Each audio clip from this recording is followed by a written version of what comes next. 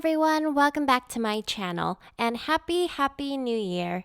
I cannot believe 2020 is already over after everything that's happened and now it's like 2021.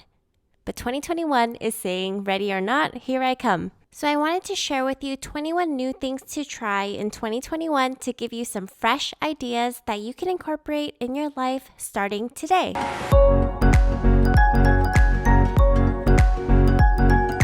Number 1, try to hand embroider your own clothes. I saw one of my friends from high school do this and I wanted to try it. So I'm actually going to use this as tracing paper that I can draw on, sew, and then tear it off. You get this tearaway sheet and I ended up drawing the BTS Love Yourself album logo and wanted to put it on the pocket of my tank top. I used a cheap tank top just in case I messed up. I learned how to sew in home ec when I was in 7th grade, but I just do very basic stitches. I think it's always great to try things yourself and to push your limits on things. I saw a lot of tutorials on how to hand embroider, which is also really helpful, but at the end of the day, you do you and just try it out. Number 2, spend more time memorizing things. Memorize your best friend's phone number. Memorize addresses. Memorize a Bible verse. Memorizing Bible verses is one of the things I used to do a lot as a kid, but I don't anymore as an adult because the Bible is always on my phone. But the beauty of memorizing verses is that you can be reminded of God's words when you really need it. I also made a video on how to remember things more easily, and memorization is definitely an exercise that helps our brains in more ways than one. Number 3, hand lettering. In an era where technology seems to reign supreme, hand lettering, or working on our penmanship in general, is something that we can all benefit from. Really, it makes other people's lives easier when they can read our writing. But also, practicing hand lettering is like being a mini artist with each letter that you choose to write.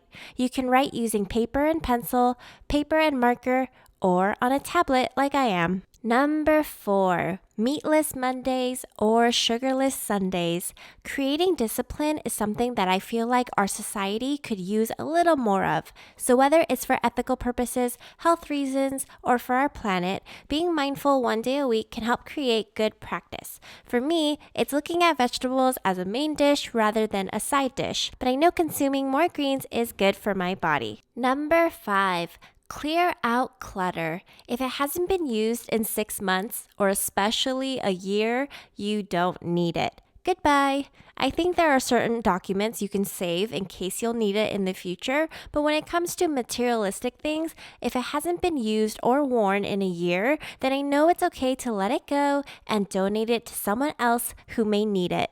Number 6, mail a letter to a friend. Almost like a pen pal. Choose someone who lives in a different city or a state from you and write them a letter simply saying hello and telling them a little bit about what you've been up to. If you watch the Korean drama Startup, then you know pen pals can be a heartwarming experience. We can send text messages and emails really quickly, but a handwritten letter shows your penmanship and shows a little bit more of your personality. Number 7, learn a new language or improve on a language you already know. I took a Korean language test to see which level I belong in and found that I'm more fluent than I thought. Yay! Practicing a little bit every day and writing in my notebook all the things that I learn is going to be better than nothing. Some popular programs are Duolingo, Babbel, and Rosetta Stone. For Korean, I'm using a free site called Let's Learn Korean. Number 8, watch the sunrise.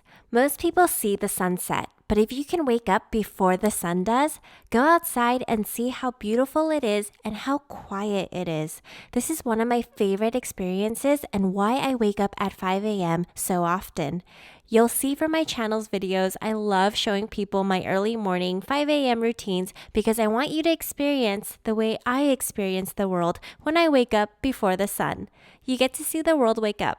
Number 9, try a class on Skillshare. This video is sponsored by Skillshare, and I've loved partnering with them for the past year and the year to come. It's amazing to see different creators that I've seen on YouTube also create on Skillshare. People are really using their talents and teaching others how to do the same thing. Skillshare is an online learning community, and they have thousands of inspiring classes for creative and curious people like you and me. You can explore Skillshare's workshops and classes such as drawing, writing, and journaling. One class I'm learning from is Ali Abdal's Productivity Masterclass, Principles and Tools to Boost Your Productivity in order to further understand what it means to be productive. Skillshare is a yearly subscription and it's less than $10 a month, but the first 1,000 people to use the link in my description will get a free trial of Skillshare Premium membership. Number 10, try a new workout. Perhaps the reason why many people don't like working out is because they haven't found something they enjoy. I recently read that 10 minutes of jump roping is equivalent to 30 minutes of running if you're jump roping the whole time. I was sold. I'm all about being efficient with my time, so I've been trying to jump rope with clean shoes in my house. If jump roping is not your thing, there's also Pilates, yoga, boxing videos, HIIT, LIT, or going for a walk outside. Number 11, call or text a relative you haven't spoken to in a while. It's easy for us to think out of sight, out of mind, when we haven't been able to see many people in 2020. If a loved one crosses your mind, let them know you thought of them. Even if it's random, you never know how those connections can help make someone's day. For me, my grandma lives in Korea and I haven't seen her in about 10 years. Although we have a language barrier because my Korean isn't amazing, I do think about her often, especially when she'd come and visit. Letting her know and getting over my fear was necessary for me. Number 12, try a new skincare product and focus on ingredients. On the back of every product we use, you should see a list of ingredients. If you don't, you can Google the product on the internet and find the list of ingredients. You can Google each ingredient and learn about what it is and what it's most commonly used for, and if there's any benefits to our skin. Rather than following skincare hype, I highly suggest just learning more about the ingredients that go into our products. Number 13, one day a week, try to walk to wherever you need to go if you can. Use the stairs over the elevators if your physical health allows it. Depending on where you live, walking may not be as convenient, but whenever you can, I encourage you to walk. In California, it's really difficult to get around without a car because everything is so spread out, but if I have to park a little farther and then walk, I will. Number 14, do your nails at home with an Olive and June manicure set or any manicure set. I saw Kiss is a popular brand at Target, but I don't like gluing things to my nails, so I wanted to try this manicure set. I never do my nails because they always get chipped when I work out, and I don't like removing the nail polish and painting it back on. I guess you could say I'm low maintenance when it comes to beauty products, but I thought these colors were so pretty, so I thought, why not? Number 15, try to cook at home more than eating out. During quarantine, this made it much more possible because I was home more often to cook. Cooking is better for your health, usually, because you have control over how much salt, sugar, and oil you're using in your cooking, and you're also in charge of the ingredients. My biggest life hack when it comes to meal prepping is to cook a lot and then freeze the leftovers so that they're still good even months later. Number 16, learn new games. Whether it's a new card game, a new puzzle, or Korean jacks. This is called Gonggi, and it's the Korean version of jacks. First, you spread out all 5 of the pebbles, and then you pick up one, toss it up, and try to grab one from the ground before you catch the tossed pebble. Learning cultural games connects me back to my roots, while learning card games helps me with my memory, like I mentioned in point number 2.